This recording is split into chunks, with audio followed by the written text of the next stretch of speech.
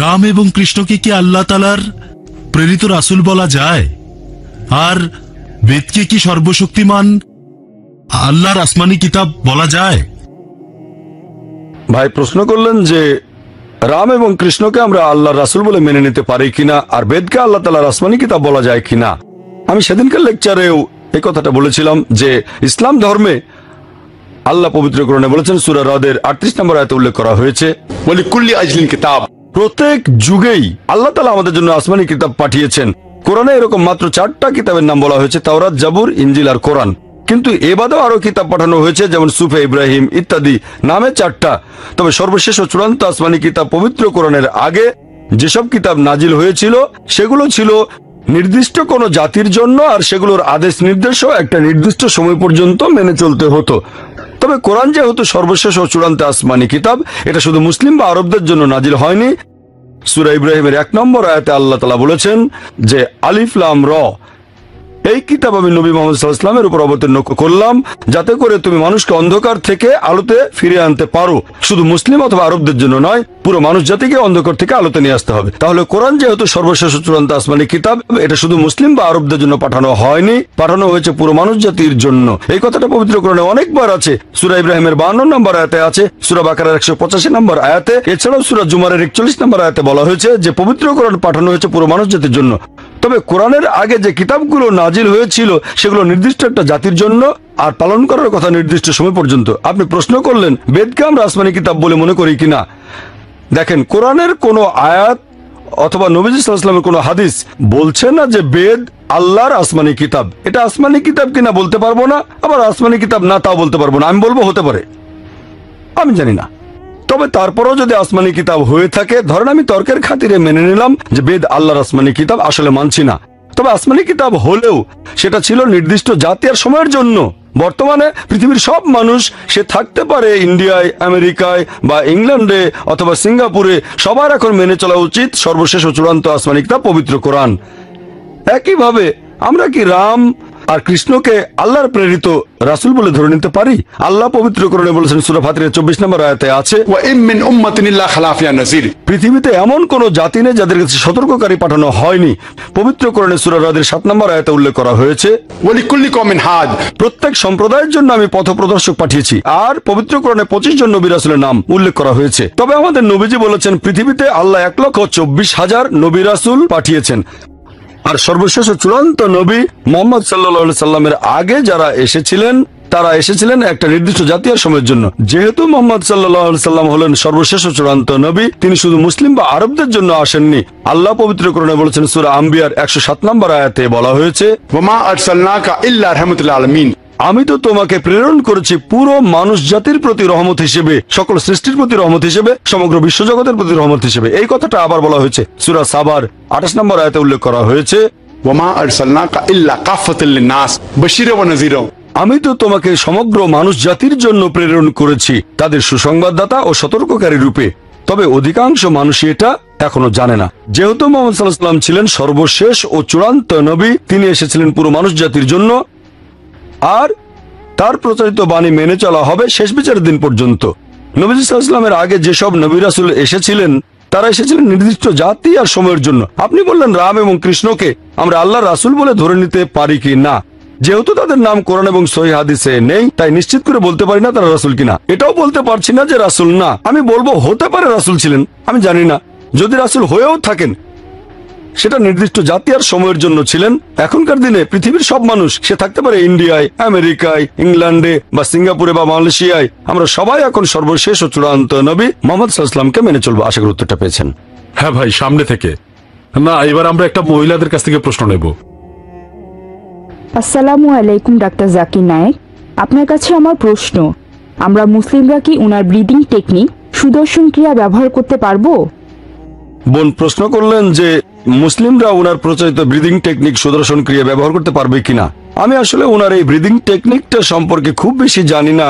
আমি এই সুদর্শন ক্রিয়াকে বাদ দিয়ে অন্যান্য বিষয়গুলোর উপরে বেশি নজর দিয়েছিলাম। এখানে নিয়ম হলো শ্রী শ্রী রবিশঙ্কর হোক বা অন্য যে কোনো হিন্দু গুরু, যদি সেই টেকনিকের কোনো কিছু ইসলামিক শরিয়ার বিরুদ্ধে যায়, সেটা বাদ দিতে হবে। সেটা বাদ। যদি সেটা কোরআন আর সহিহ হাদিসের কথা অনুযায়ী হয় মেনে নেন, কোনো আপত্তি নেই।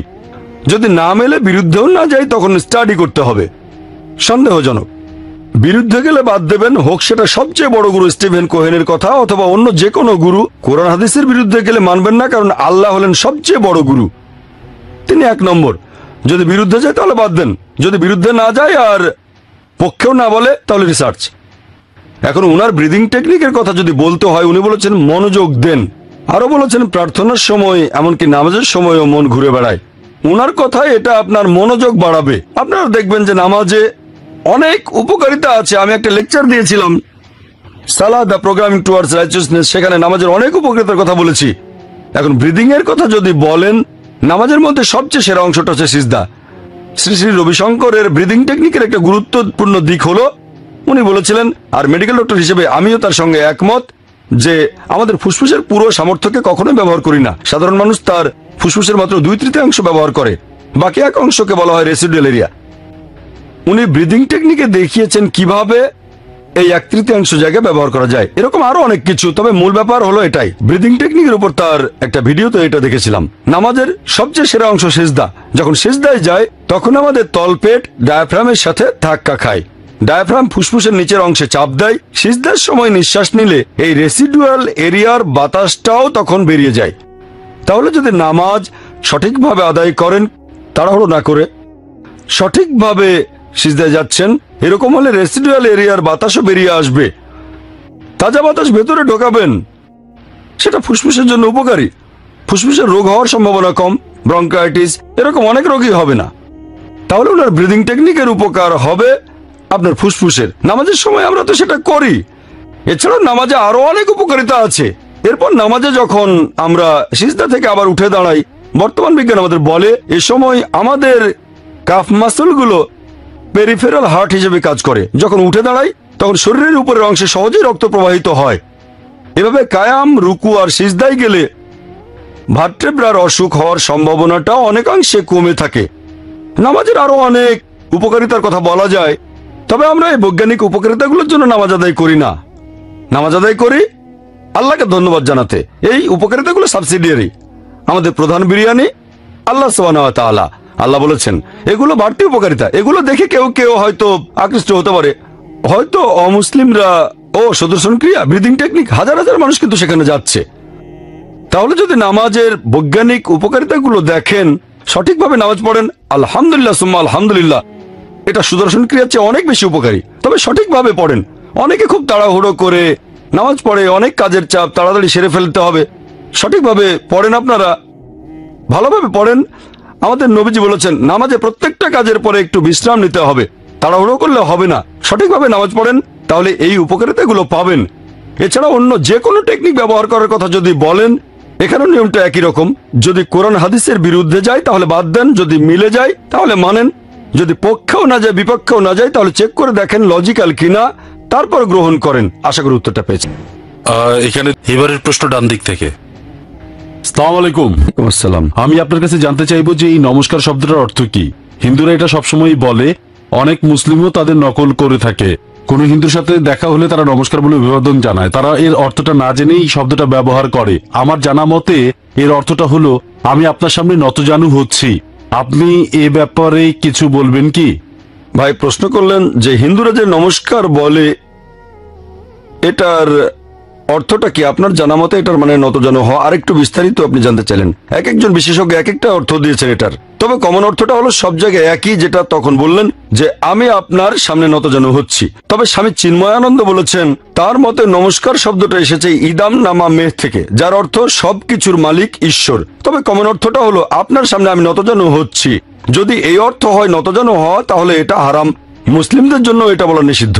এজন্য আমি কখনো নকল করি না, সবসময়ই বলি আসসালামু আলাইকুম, আপনার উপর শান্তি বর্ষিত হোক। এমনকি অমুসলিমদেরও যখন কেউ আমাকে বলে নমস্তে, এর উত্তরে আমি বলি আসসালামু আলাইকুম, আপনার উপর শান্তি বর্ষিত হোক। অন্যান্য অভিবাদন যেগুলো ইসলামিক নয়, যেমন গুড মর্নিং, গুড ইভিনিং, এগুলো হারাম না, বলা যেতে পারে, তবে এগুলো মুস্তাহাব, না বললে ভালো। গুড মর্নিং বলাটা হারাম না, তবে এর চেয়ে ভালো আপনার উপর শান্তি বর্ষিত হোক। গুড মর্নিং এর চেয়ে ভালো। মর্নিং এর মধ্যে গুড কি আছে? সকালে হয়তো বউর সাথে ঝগড়া হয়েছে, তবে গুড মর্নিং বলাটা শরীয়তের বিরুদ্ধে যায় না।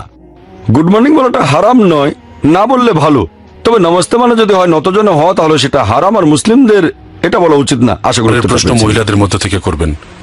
এবারের প্রশ্ন আসসালামু আলাইকুম ভাই, আমরা যখন পবিত্র কোরআনের অনুবাদ পড়ি তখন সেখানে দেখি যে লেখা আছে আমরা পৃথিবী ও আকাশমণ্ডলী সৃষ্টি করলাম, আল্লাহ কেবলমাত্র একজন, কিন্তু এখানে আমরা বলা হচ্ছে কেন? বোন একটা কমন প্রশ্ন করলেন। কোরআনে আমরা এরকম প্রায় দেখি যে আল্লাহ বলেছেন আমরা সৃষ্টি করলাম, আল্লাহ একজন, কিন্তু এখানে বহু বচন কেন? কুল হুয়াল্লাহু আহাদ। এছাড়াও আল্লাহ বলেছেন যে নাহনু, আমরা কোরআন অবতীর্ণ করেছি অনেক জায়গায়। সূরা হিজরের 9 নম্বর আয়াতে বলা হয়েছে, এরকম অনেক জায়গায় আছে। আপনি যদি ভালো করে দেখেন যে অনেক ভাষাতে এরকম আছে, বহুবচন দুই প্রকারের হয়। একটা হলো সংখ্যাগত বহুবচন, আর একটা রাজকীয় বহুবচন, সম্মান দেখানোর জন্য। যদি কোথাও একজনের বেশি লোক থাকে সেটা সংখ্যাবাচক। 5-6 জন লোক থাকলে বলি আমরা এটা করেছি, আমরা ওটা করেছি। দ্বিতীয় বহুবচনটা হলো সম্মানজনক বহুবচন অথবা রাজকীয় বহুবচন। ইংল্যান্ডেও যখন রানী কথা বলেন, তিনি বলেন আমরা এটা করেছি, যদিও তিনি একজন। একইভাবে হিন্দি আর উর্দু ভাষায় হাম মানে আমরা বহুবচন, তবে হাম দিয়ে সম্মানও বোঝানো হয়। সাবেক প্রধানমন্ত্রী রাজীব গান্ধী এরকম বলেছিলেন, হাম দেখনা চাহতে হ্যায়, উনি তো একজন। তাহলে এখানে হাম বলা হচ্ছে সম্মান দেখানোর জন্য, এটা একবচন। একইভাবে আরবিতে নাহনু মানে আমরা, এটা সংখ্যাবাচক অথবা সম্মানসূচক বহুবচন। আর পবিত্র কোরআনে যখন আল্লাহ নিজের ব্যাপারে আমরা বলেছেন, এটা রাজকীয় বহুবচন, সম্মানসূচক বহুবচন, তবে তিনি একজন। কুল হুয়াল্লাহু আহাদ। বলো তিনি আল্লাহ এক, অদ্বিতীয়। আশা করি উত্তরটা পেয়েছেন। হ্যাঁ ভাই, পেছন দিক থেকে আপনি দাঁড়িয়ে প্রশ্ন করবেন। Thank you. একজন নাস্তিকের কাছে আল্লাহর অস্তিত্ব প্রমাণ করব কিভাবে? ভাই প্রশ্ন করলেন যে একজন নাস্তিকের কাছে কিভাবে আল্লাহর অস্তিত্ব প্রমাণ করব। পবিত্র ধর্মগ্রন্থে আল্লাহ তাআলা ধারণা নিয়ে তো কথা বললাম আমি। এখন আমি একজন নাস্তিকের কাছে সেটা প্রমাণ করব কিভাবে? কোন নাস্তিকের সাথে দেখা হলে আমি প্রথমে যেটা করব, যে আল্লাহকে বিশ্বাস করে না তাকে অভিনন্দন জানাবো। আমি তাকে অভিনন্দন জানাবো, কারণ পৃথিবীর বেশিরভাগ মানুষই অন্ধভাবে বিশ্বাস করে। বেশিরভাগ ক্ষেত্রে কেউ হিন্দু কারণ তার বাবা হিন্দু, কেউ খ্রিস্টান কারণ তার বাবা খ্রিস্টান, আমাদের অনেকে মুসলিম কারণ বাবা মুসলিম। আর এই নাস্তিক ভাবছে সেও একটা ধর্মীয় পরিচয়ে বড় হয়েছে, কিন্তু তার মনে হয়েছে যে তার বাবা যে ঈশ্বরের পূজা করে সেটা আসলে কোনো ঈশ্বর না, তাই ঈশ্বরকে অস্বীকার করে। আমি তাকে অভিনন্দন জানাবো, কারণ সে ইসলামিক শাহাদা, ইসলামিক ধর্মবিশ্বাসের প্রথম অংশটা মেনে নিয়েছে, লা ইলাহা, কোনো উপাস্য নেই। এখন তাকে বলাতে হবে ইল্লাল্লাহ, সেটাও আমি করতে পারবো ইনশাল্লাহ। তাকে অভিনন্দন জানাবো তার কারণ সে ইসলামী ধর্মবিশ্বাসের প্রথম অংশটা মেনে নিয়েছে, লা ইলাহা। আল্লাহ পবিত্র কোরআনে বলেছেন, তাআলাউ ইলা কালিমাতিন সাওয়াইন বাইনা বাইনাকুম। এসো সেই কথা যা তোমাদের ও আমাদের মধ্যে এক। যদিও সেটা নাস্তিক, একজন নাস্তিকের সাথে আমাদের সাদৃশ্য হলো লা ইলাহা, কোনো উপাস্য নেই। নাস্তিকের ক্ষেত্রে অর্ধেক কাজটা হয়ে গেছে। এবারে অন্যান্য অমুসলিম যারা ভুল ঈশ্বরের উপাসনা করে, প্রথমে তাদের বোঝাতে হবে তারা যে ঈশ্বরের পূজা করে সেটা আসলে কোন ঈশ্বর না, তারপর তাদের সামনে আল্লাহ তাআলার অস্তিত্ব প্রমাণ করে যা হবে। আমাদের অর্ধেক তো হয়ে গেছে। সে বলবে আগে আমরা মনে করতাম পৃথিবী সমতল, কিছুদিন আগে জানতে পেরেছি যে কিছুদিন মানে 200-300 বছর আগে, এখন আমরা জানতে পেরেছি পৃথিবী বর্তুলাকার। প্রথম যিনি এটা আবিষ্কার করেন তিনি হলেন স্যার ফ্রান্সিস ড্রেক। তিনি 1577 সালে জাহাজে করে পুরো পৃথিবী ঘুরে আসেন। বিজ্ঞান যেটা জানতে পেরেছে 1577 সালে, পবিত্র কোরআন সেটা 1400 বছর আগেই বলে দিয়েছে। সূরা নাজিয়াতের 30 নম্বর আয়াতে উল্লেখ করা হয়েছে, বলা হয়েছে ওয়াল আরদ বা'দা যালিকা দাহাহা। এবং তিনি পৃথিবীকে বানিয়েছেন ডিম্বাকৃতি। এই আরবি শব্দ দাহা এর একটা অর্থ বিস্তৃত, আরেকটা অর্থ, এই শব্দটা এসেছে আরবি দুইয়া থেকে, যার অর্থ ডিম। এখন আমরা জানি যে পৃথিবী বলের মতো গোলাকার নয়, এটা পূর্ব পশ্চিমে কিছুটা চাপা, তার মানে বর্তুলাকার। এই আরবি শব্দ দুইয়া এটা কোনো সাধারণ ডিমকে বোঝাচ্ছে না, এটা আসলে বোঝাচ্ছে উট পাখির ডিমকে। তাহলে পৃথিবী যে বর্তুলাকার এটা কোরআন 1400 বছর আগেই বলে দিয়েছে। এভাবে কে বলতে পারেন? সে নাস্তিক তখন বলতে পারে হয়তো আপনাদের নবী মুহাম্মদ সাল্লাল্লাহু আলাইহি ওয়াসাল্লাম খুব বুদ্ধিমান ছিলেন। তর্ক করবেন না, বলে যান। তারপর বলবেন চাঁদের যে আলো এটাকে নিজস্ব আলো নাকি প্রতিফলন? সে তখন বলবে আমরা আগে ভাবতাম চাঁদের আলোটা নিজস্ব আলো, কিছুদিন আগে 200 বছর 300 বছর আগে আমরা জানতে পেরেছি চাঁদের আলোটা তার নিজস্ব আলো না, এটা প্রতিফলিত আলো। পবিত্র কোরআনে সূরা ফুরকানের 61 নম্বর আয়াতে উল্লেখ করা হয়েছে 1400 বছর আগে যে তিনি কত মহান, যিনি নবমণ্ডলের সৃষ্টি করেছেন রাশিচক্র এবং সেখানে স্থাপন করেছেন প্রদীপ, সূর্য যার রয়েছে নিজস্ব আলো, আর চাঁদ যার রয়েছে প্রতিফলিত আলো। চাঁদের আলো বোঝাতে যে শব্দটা ব্যবহার করা হয়েছে সেটা সবসময় নূর অথবা মুনির, প্রতিফলিত আলো বা ধার করা আলো। সূর্যের আলোকে বোঝাতে এই শব্দ ব্যবহার করা হয়নি, সেখানে বলা হচ্ছে সিরাজ ওয়াহাজ বা দিয়া। পবিত্র কোরআনে 1400 বছর আগে কে এই কথা বলতে পারে যে চাঁদের আলোটা প্রতিফলিত আলো, তার নিজস্ব আলো না? সে নাস্তিক হয়তো কিছুক্ষণ চুপ করে থেকে বলবে আপনাদের নবীজি আসলেই অনেক বুদ্ধিমান, তর্ক করবেন না। পরের প্রশ্নে চলে যান। আমি যখন স্কুলে ছিলাম তখন ভূগোলের বইতে পড়েছিলাম সূর্য তার নিজ অক্ষের চারপাশে আবর্তিত হয় না, প্রদক্ষিণ করে। সে নাস্তিক বলতে পারে এই কথা কি আপনাদের কোরআনে লেখা আছে? আমি বলবো না, এটা আমি স্কুলে পড়েছিলাম। পবিত্র কোরআনে সূরা আম্বিয়ার 33 নম্বর আয়াতে উল্লেখ করা হয়েছে, हुवा लजी खलकल लैल वन नहारा আল্লাহ সৃষ্টি করেছেন রাত এবং দিন, व शम्स वल कमर সূর্য এবং চাঁদ, कुल्लुन फी फलकी यसबहुन। প্রত্যেকেই তার নিজ কক্ষপথে বিচরণ করে। এখানে যে আরবি শব্দটা সেটা ইয়াজ বাহুন, এটা দিয়ে চলন্ত কোনো কিছুর গতিকে বোঝানো হচ্ছে। আর শব্দটা যদি গ্রহ নক্ষত্রের বেলায় করা হয় তার মানে প্রদক্ষিণ করার পাশাপাশি তারা নিজ অক্ষের চারপাশে আবর্তিত হচ্ছে। আধুনিক যন্ত্রপাতির সাহায্যে আমরা টেবিলের উপরে সূর্যের একটা ইমেজ আনতে পারি, সেখানে দেখবেন কিছু কালো স্পট, আর স্পটগুলো আনুমানিক 25 দিনে পুরো আবর্তিত হয়ে আগের জায়গায় ফিরে আসে। তার মানে নিজ অক্ষের চারপাশে ঘুরে আসতে সূর্যের আনুমানিক 25 দিন লাগে। 1400 বছর আগে কে এই কথাটা বলে দিতে পারেন? আমি যখন স্কুলে ছিলাম, এখন থেকে 25 বছর আগে, তখন পড়েছিলাম যে সূর্য তার নিজ অক্ষের চারপাশে আবর্তন করে না। আর কোরআন 1400 বছর আগে এই কথা বলে গেছে, সূর্য প্রদক্ষিণ করে, আবর্তিতও হয়। কোরআন এই কথাটা কে বলতে পারে? তখন সে চুপ করে থাকবে। এভাবে আপনি জ্যোতির্বিদ্যা নিয়ে আরো অনেক কথা বলে যেতে পারেন। এরপর আপনি নাস্তিককে বলবেন হাইড্রোলজি সম্পর্কে। আমরা স্কুলে পড়েছি কিভাবে পানি বাষ্পে পরিণত হয়, সেগুলো মেঘ হয়ে যায়, মেঘগুলো নিচের দিকে নেমে আসে, তারপর বৃষ্টি হয়ে মাটিতে পড়ে, এভাবে পানিচক্র শেষ হয়। 1580 সালে স্যার বার্নার্ড প্যালিসি প্রথম এই পানিচক্রের সম্পর্কে বর্ণনা দেন। তার আগে জানতামই না। কোরআনে পানিচক্রের ব্যাপারে বিস্তারিত বলা আছে, পানি বাষ্প হয়ে যায়, মেঘে পরিণত হয়, জোড়া লাগে, নিচের দিকে নেমে আসে, তারপর বৃষ্টি হয়। পবিত্র কোরআনে এই কথাগুলো অনেকবার আছে। সূরা জুমারের 21 নম্বর আয়াতে উল্লেখ করা হয়েছে, সূরা রুমের 24 নম্বর আয়াতে উল্লেখ করা হয়েছে, এরপর সূরা হিজরের 22 নম্বর আয়াতে উল্লেখ করা হয়েছে, সূরা মুমিনুনের 18 নম্বর আয়াতে বলা হয়েছে, সূরা নূরের 43 নম্বর আয়াতে উল্লেখ করা হয়েছে, এরপর সূরা রুমের 48 নম্বর আয়াতে উল্লেখ করা হয়েছে, সূরা ফুরকানের 48 ও 49 নম্বর আয়াতে বলা হয়েছে, সূরা ফাতিরের 9 নম্বর আয়াতে বলা হয়েছে, সূরা ইয়াসিনের 34 নম্বর আয়াতে বলা হয়েছে, এরপর সূরা কাফের 8 ও 9 নম্বর আয়াতে বলা হয়েছে, সূরা মুলকের 30 নম্বর আয়াতে বলা হয়েছে, সূরা তারিকের 11 নম্বর আয়াতে বলা হয়েছে। এভাবে আপনি একের পর এক শুধু রেফারেন্সই বলে যেতে পারেন। পবিত্র কোরআনের যেখানে পানিচক্র সম্পর্কে বলা হয়েছে, 1400 বছর আগে কে এই কথাগুলো বলতে পারেন? সে নাস্তিক কোনো কথা বলবে না। এরপর বায়োলজি নিয়েও কোরআন বলছে, সূরা আম্বিয়ার 30 নম্বর আয়াতে উল্লেখ করা হয়েছে, अन्ना मिनल माई कुल्ला शैइन है। এবং প্রাণবান সবকিছু সৃষ্টি করলাম পানি থেকে। চিন্তা করেন, এই আরবের মরুভূমিতে সেখানে পানির অভাব। কে ভেবেছিল যে আমরা পানি থেকে সৃষ্টি? আজকে বিজ্ঞান উন্নত হওয়ার পর আমরা জানতে পেরেছি পানি থেকেই সব প্রাণী সৃষ্টি হয়েছে। প্রত্যেক জীবদেহে কোষ থাকে, এই কোষের 80% সাইটোপ্লাজম। প্রত্যেক প্রাণীর শরীরে 50 থেকে 80% পানি আছে। পবিত্র কোরআনে সূরা নূরের 45 নম্বর আয়াতে বলা হয়েছে আল্লাহ সমস্ত জীব সৃষ্টি করেছেন পানি থেকে। এরপর সূরা ফুরকানের 54 নম্বর আয়াতে বলা হয়েছে যে আল্লাহ মানুষকে সৃষ্টি করেছেন পানি থেকে।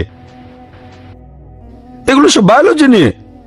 পবিত্র কোরআনে সূরা রাদের 3 নম্বর আয়াতে বলা হয়েছে তিনি উদ্ভিদ সৃষ্টি করেছেন জোড়ায় জোড়ায়।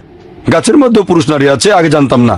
এই কথাগুলো কে বলতে পারেন? এরপর জিওলজি, পবিত্র কোরআনে বিভিন্ন পশু পাখি সম্পর্কে বলা হয়েছে, এটা সূরা আনামের 38 নম্বর আয়াতে আছে। তারপর মৌমাছির কথা বলা হয়েছে সূরা নাহলের 68 ও 69 নম্বর আয়াতে। কোরআনে মাকড়সার জীবন নিয়েও বলা হয়েছে, এটা আছে সূরা আনকাবুতের 41 নম্বর আয়াতে। পিঁপড়ার জীবনযাত্রা সম্পর্কে বলা হয়েছে সূরা নামলের 17-18 নম্বর আয়াতে। জিওলজি সম্পর্কে বলেছে। 1400 বছর আগে কে কথাগুলো বলতে পারেন? এরপর কোরআনে বলা হয়েছে মেডিসিন সম্পর্কে, মধুর মধ্যে রয়েছে মানুষের জন্য আরোগ্য। সূরা নাহলের 68-69 নম্বর আয়াতে এটা আছে। আমরা আগে জানতাম না। কোরআন ফিজিওলজি সম্পর্কেও বলেছে, কিভাবে দুধ উৎপন্ন হয় আর রক্ত প্রবাহিত হয়। এটা বলা হচ্ছে সূরা নাহলের 66 নম্বর আয়াতে। বিজ্ঞান কিছুদিন আগে জেনেছে। কোরআন মানুষের ভ্রূণের বিভিন্ন স্তর নিয়ে বলেছে। কোরআন জেনেটিক্স নিয়ে বলেছে। পুরুষের শুক্রাণু সন্তানের লিঙ্গ নির্ধারণ করে। সূরা নাজমের 45 নম্বর আয়াতে এটা বলা হয়েছে। এছাড়াও সূরা কিয়ামার 37 থেকে 39 নম্বর আয়াতেও বলা হয়েছে। এরকম আরো অনেক। কোরআনে কে কথাগুলো বলতে পারেন? এগুলো কে বলতে পারেন? তখন সেই নাস্তিক শুধু একটা উত্তরই দেবে, স্রষ্টা, উৎপাদনকারী, প্রস্তুতকারক, আবিষ্কারক। এই স্রষ্টা, এই উৎপাদনকারী, এই প্রস্তুতকারক, এই কারিগর, আমরা মুসলিমরা তাকে বলি আল্লাহ। এজন্য ফ্রান্সিস বেকন বলেছেন, বিজ্ঞান সম্পর্কে অল্প জানলে আপনি নাস্তিক হয়ে যাবেন, বেশি জানা শুরু করলে আপনি ঈশ্বরে বিশ্বাস করবেন। আর এখনকার বিজ্ঞান কিন্তু ঈশ্বরকে বাদ দিচ্ছে না, ঈশ্বরের বিভিন্ন মডেলকে বাদ দিচ্ছে। লা ইলাহা ইল্লাল্লাহ। তাহলে পবিত্র কোরআনের সাহায্যে আমরা একজন নাস্তিকের কাছে আল্লাহর অস্তিত্ব প্রমাণ করতে পারি। এই সিস্টেম বিভিন্ন ধর্মগ্রন্থের ক্ষেত্রেও প্রয়োগ করতে পারেন। হতে পারে সেটা বাইবেল, হতে পারে বেদ। অন্য ধর্মের পবিত্র গ্রন্থগুলো সময়ের এই পরীক্ষায় পাশ করবে না। যদি বিজ্ঞান দিয়ে পরীক্ষা করেন, বেদ আর বাইবেলে অনেক বৈজ্ঞানিক তথ্য আছে, তবে বাইবেল ও বেদে অনেক অবৈজ্ঞানিক তথ্য আছে। বিজ্ঞান দিয়ে অন্য ধর্মের গ্রন্থগুলোকে পরীক্ষা করেন, পাশ করবে না। কিন্তু যদি কোরআনকে পরীক্ষা করেন, আলহামদুলিল্লাহ, কোরআন হলো আল্লাহ সুবহানাহু ওয়া তাআলার সর্বশেষ ও চূড়ান্ত আসমানি কিতাব। আল্লাহ আমাদের স্রষ্টা, তিনি সবচেয়ে বড় বিজ্ঞানী। এটাই একমাত্র বই যেটা দিয়ে আমরা আল্লাহ সুবহানাহু ওয়া তাআলার অস্তিত্ব প্রমাণ করতে পারি। আশা করি উত্তরটা পেয়েছেন। হ্যাঁ ভাই, পেছন দিক থেকে আপনি দাঁড়িয়ে প্রশ্ন করবেন। Thank you. সালাম আলাইকুম ও রহমতুল্লাহ বারাকাতুহু। ভাই, এটা ওই প্রশ্নেরই মতো। আসলে আমি চ্যাট করছিলাম সাইটে আর রিলিজন রুমে, আর বুঝলেন কিনা একজন আমাকে জিজ্ঞেস করলো, ঈশ্বর সম্পর্কে তোমার ধারণা কি? যেই আমি বলেছি যে ঈশ্বরের শুরুও নেই শেষ নেই, তখন তারা বলতে শুরু করলো যে জিনিসের শুরুও নেই শেষও নেই, তার মানে সে জিনিসের কোনো অস্তিত্বও নেই। অতএব এটাই কি একমাত্র উপায় প্রমাণ করার? একমাত্র কে হতে পারে যাকে বলে সৃষ্টিকর্তা? এ ব্যাপারে প্রমাণ করার আর কোনো উপায় আছে কি যে আল্লাহ সুবহানাহু ওয়া তাআলার কোনো শুরুও নেই আর শেষও নেই? ভাই প্রশ্ন করলেন যে একজন নাস্তিকের কাছে আল্লাহ তাআলা সম্পর্কে বলার সময় আপনি বলেছিলেন আল্লাহ একজন, তার কোনো শুরু নেই, কোনো শেষও নেই। সে বলল যার শুরু বা শেষ নেই তার তো কোনো অস্তিত্বই নেই। এটা সৃষ্টি করা জিনিসের ক্ষেত্রে খুবই সত্যি কথা। যেটা সৃষ্টি করা হয়েছে তার একটা শুরু থাকবে আর একটা শেষও থাকবে, কিন্তু যাকে সৃষ্টি করা হয়নি তার শুরু থাকবে না। আল্লাহ তাআলাকে সৃষ্টি করা হয়নি। আল্লাহ তাআলা বাদে মহাবিশ্বের সবকিছুর একটা শুরু আছে, শেষও আছে। শুধু আল্লাহ একমাত্র ব্যতিক্রম, কারণ তিনি স্রষ্টা, তিনি সৃষ্টি নন। তাহলে আমি আপনার সঙ্গে একমত, সৃষ্টি করা কোনো কিছু নিয়ে বললে সে নাস্তিকের কথাটা ঠিক আছে। সৃষ্ট জিনিসের একটা শুরু থাকবে, কিন্তু আল্লাহকে সৃষ্টি করা হয়নি। যেহেতু তাকে সৃষ্টি করা হয়নি, তার কোনো শুরু নেই, কোনো শেষও নেই। আমি যে যুক্তিটা ব্যবহার করি সেটাই সবচেয়ে সেফ আর সায়েন্টিফিক। মানুষ অন্যভাবে যুক্তি দেখাতে গিয়ে বলে যে সবকিছুর একটা স্রষ্টা আছে, সূর্যের স্রষ্টা আছে, চাঁদের স্রষ্টা আছে, আমাদের স্রষ্টা আছে। একজন স্রষ্টা অবশ্যই থাকবেন, এই স্রষ্টাকে আল্লাহ। তখন পাল্টা প্রশ্ন শুনবেন, সবাই যদি সৃষ্টি হয়ে থাকে তাহলে আল্লাহকে সৃষ্টি করেছে কে? ব্যাস, শেষ। সেজন্য আমি কখনোই বলি না যে সবকিছুরই স্রষ্টা আছে। সেই নাস্তিকই আমাকে বলবে, যে প্রথম এর মেকানিজম বলতে পারবে সে এটা স্রষ্টা। আমি বলবো না যে সবকিছুরই স্রষ্টা আছে। এখানে আমি আমার নিজের বলা যুক্তিতে আটকে যাব না। মানুষ অনেক সময় নিজের বলা যুক্তিতে ফেসে যায়। এখানে আমি সেফে আছি। আমি বলেছি সৃষ্টি করা সকল জিনিসের একজন স্রষ্টা থাকে। যখনই বলবেন সবকিছুরই স্রষ্টা আছে, তখনই ফাঁদে পড়বেন। তারা বলবে ঈশ্বরকে কে বানিয়েছে। যদি আমাকে বলে কে ঈশ্বরকে বানিয়েছে, তখন আমি বলবো ব্যাপারটা অনেকটা এরকম যে আমার এক বন্ধু, তার ভাই জ্যাক হাসপাতালে ভর্তি হয়েছে। সে একটা সন্তানের জন্ম দিল। আপনি কি বলতে পারবেন বাচ্চাটা ছেলে না মেয়ে? ছেলে না মেয়ে? জ্যাক একজন পুরুষ, সে সন্তান জন্ম দিতে পারবে না। ছেলে বা মেয়ে তো অনেক পরের কথা। প্রশ্নটাই হচ্ছে অযৌক্তিক। একজন পুরুষ কিভাবে সন্তানের জন্ম দিতে পারে? মহিলারা জন্ম দেবে। একইভাবে ঈশ্বরকে সৃষ্টি করা হয়নি, তাহলে তার স্রষ্টাকে? প্রশ্নটাই অযৌক্তিক। কারণ ঈশ্বরের একটা সংজ্ঞাই হচ্ছে তাকে সৃষ্টি করা হয়নি। সত্যিকারের ঈশ্বর। অন্য ধর্মের অনেক দেবদেবী সৃষ্টি হয়েছেন, জন্ম নিয়েছেন, মারাও গেছেন। সেই সব দেবদেবীর শুরু আছে, শেষও আছে। সত্যিকারের ঈশ্বর আল্লাহ তাআলা, আল্লাহ, তার কোনো শুরু নেই, শেষও নেই। আশা করি উত্তরটা পেয়েছেন। এবারের প্রশ্ন করবেন মহিলাদের মধ্যে থেকে। আসসালামু আলাইকুম। গত কয়েক বছর ধরে দেখছি আপনি ইন্ডিয়ার বিভিন্ন ধর্মীয় ব্যক্তিত্বের সাথে মতবিনিময় বা আলোচনা করেছেন। কিছুদিন আগেও এরকম করলেন। আমরা কি কিছুদিনের মধ্যে আবার আপনাকে এরকম আলোচনায় দেখতে পাবো? বোন প্রশ্ন করলেন যে আমি গত কয়েক বছরে বেশ কিছু ধর্মীয় ব্যক্তিত্বের সাথে মতবিনিময় করেছি, এরকম আরো আলোচনায় আমাকে দেখা যাবে কিনা।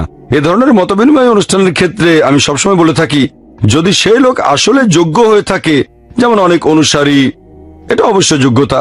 অনেকে আমার সাথে বিতর্ক করতে চায়, তারা আসলে আমার সাথে বিতর্ক করে সামান্য কিছুটা খ্যাতি চায়, সেটা আবার আমি চাই না। কেউ মতবিনিময় করতে চাইলে আমার শর্ত হলো তাকে বিখ্যাত হতে হবে বা অনুসারী থাকতে হবে। যদি কোনো লোক কথা বলে 10,000 মানুষকে আকৃষ্ট করতে পারে, তার সাথে মতবিনিময় করা যায়। যেমন শ্রী শ্রী রবিশঙ্কর, ওনার হাজার হাজার অনুসারী আছে, ওনার সাথে আলোচনা করা যায়, উনি বিখ্যাত। কিন্তু যে সেরকম বিখ্যাত না, যার কোনো অনুসারী নেই, তার সাথে আলোচনা করা মানে আমার সময় নষ্ট করা। ভবিষ্যতে যদি এরকম কাউকে পায় যার অনেক অনুসারী আছে তাহলে ইনশাল্লাহ আলোচনা করব। আর এরকম একটা আলোচনা অনুষ্ঠানের কথা ছিল আগামী 3রা ফেব্রুয়ারি দালাই লামার সাথে, তবে 2 দিন আগে সেটা ক্যান্সেল করা হয়েছে। আর কবে হবে জানি না। দুবাইতে হওয়ার কথা। দুবাইয়ের শাসক শেখ মোহাম্মদ ওনাকে আমন্ত্রণ জানিয়েছিলেন। দালাই লামা বলেছিলেন উনি কোনো মুসলিম বিশেষজ্ঞের সাথে মত বিনিময় করতে চান। তখন শেখ বললেন কার সাথে আলোচনা করা যায়। ওনার লোকজন আমাদের সাথে যোগাযোগ করলো যে আমি দালাই লামার সাথে মত বিনিময়ে আগ্রহী কি না। আমি বললাম কোনো সমস্যা নেই। 3-4 দিন আগে এই সব ঠিক করা হয়েছিল। তারপরে জানানো হলো ওনার জন্য এখন দুবাইতে আসা একটু সমস্যা, তাই ক্যান্সেল করা হয়েছে। আমরা এখন অপেক্ষা করছি কবে তারা আবার আমাদের সঙ্গে সে ব্যাপারে যোগাযোগ করেন। দালাই লামার অনেক অনুসারী আছে, ওনার সাথে আলোচনা করা যায়। উনি বৌদ্ধদের প্রধান। ইনশাল্লাহ যদি আল্লাহ চান ওনার সাথে আলোচনা করব আমি। এছাড়াও অনেক অনুসারী আছে, এমন কারোর সাথে মত বিনিময় করা যায় আমিও খুশি হব। এতে আমরা মানুষকে আরো সত্যের কাছে আনতে পারবো। আশা করি উত্তরটা পেয়েছেন। আসসালামু আলাইকুম, আমার নাম আফরোজ ওয়াসায়া।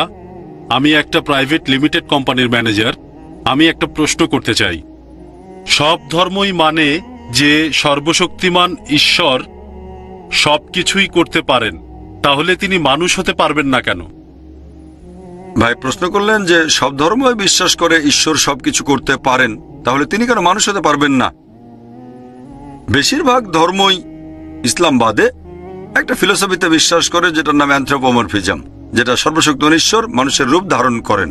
তারা এরকম মতবাদে বিশ্বাস করেন যে মহান ঈশ্বর তিনি এত পবিত্র যে মানুষের সীমাবদ্ধতা সম্পর্কে জানেন না, ব্যথা পেলে মানুষের কেমন লাগে, সমস্যা পেলে কেমন লাগে তিনি জানেন না, ইত্যাদি সমস্যা। সেজন্য সর্বশক্তিমান ঈশ্বর পৃথিবীতে নেমে আসেন মানুষের রূপ নিয়ে, যাতে মানুষের জন্য আইন বানাতে পারেন। হঠাৎ করে শুনলে মনে হবে যুক্তিটা তো বেশ ভালোই। তবে আমি তাদেরকে বলি যে ধরেন আমি একটা ভিসিআর তৈরি করলাম, আমাকে কি ভিসিআর হতে হবে এটা জানতে যে ভিসিআর এর জন্য কোনটা ভালো কোনটা খারাপ? আমি তৈরি করেছি, আমাকে ভিসিআর হতে হবে না। আমি লিখবো ইনস্ট্রাকশন ম্যানুয়াল। যদি ভিসিআরটা চালাতে চান video cassette recorder, video cassette রেখে প্লে বাটনে চাপ দেন। যদি ফাস্ট ফরওয়ার্ড চালাতে চান এফএফ বাটনে চাপ দেন। বন্ধ করতে চাইলে স্টপ বাটনে চাপ দেন। উপর থেকে ফেলবেন না, নষ্ট হয়ে যাবে। পানিতে ফেলবেন না, তাহলে নষ্ট হয়ে যাবে। আমি লিখবো ইনস্ট্রাকশন ম্যানুয়াল। একইভাবে সর্বশক্তিমান ঈশ্বর যেহেতু তিনি মানুষের সৃষ্টিকর্তা, সেজন্য তাকে মানুষ হতে হবে না এটা জানতে যে মানুষের জন্য কোনটা ভালো কোনটা খারাপ। তিনি কি করবেন? একজন মানুষকে মনোনীত করবেন আর আসমানি কিতাব পাঠাবেন।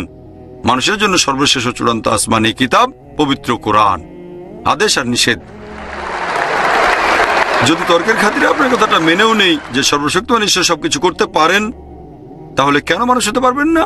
যদি তর্কের খাতিরে আপনার কথাটা মেনে নেই সর্বশক্তিমান ঈশ্বর সবকিছু করতে পারেন, তাহলে তিনি মানুষও হতে পারেন। যদি ঈশ্বর মানুষের রূপ নেন তিনি আর ঈশ্বর থাকবেন না, কারণ ঈশ্বর আর মানুষের বৈশিষ্ট্য পুরোপুরি আলাদা।